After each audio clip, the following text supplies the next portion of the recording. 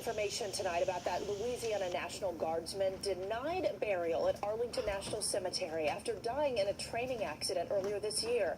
Today, a woman in Manassas contacted ABC7 News to make a generous offer to that family. Suzanne Kennedy explains.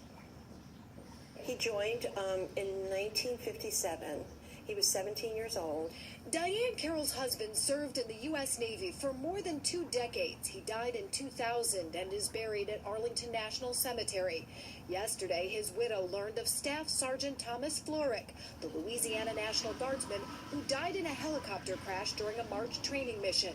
She was shocked to hear that because the 26-year-old was not active duty at the time of the crash, he cannot have an in-ground burial at Arlington as his family wishes. I really think that it is a place that that Thomas belongs. Today, she made a phone call to the staff sergeant's father in King George, Virginia.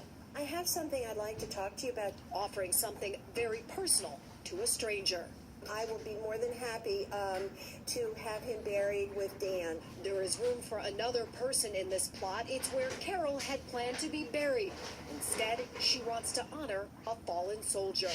I'm willing to have Thomas buried with Dan in his section in Arlington National Cemetery. Let's give him a thank you and let him rest. That's all. Just let him rest. Arlington officials tell us while the gesture is a thoughtful one, no one actually has a burial plot until their time of need, so therefore it cannot be given to anyone. Staff Sergeant Florek's father says he is humbled by this gesture and is continuing to work other channels to ensure that his son is buried here. In Arlington, Suzanne Kennedy, ABC7 News.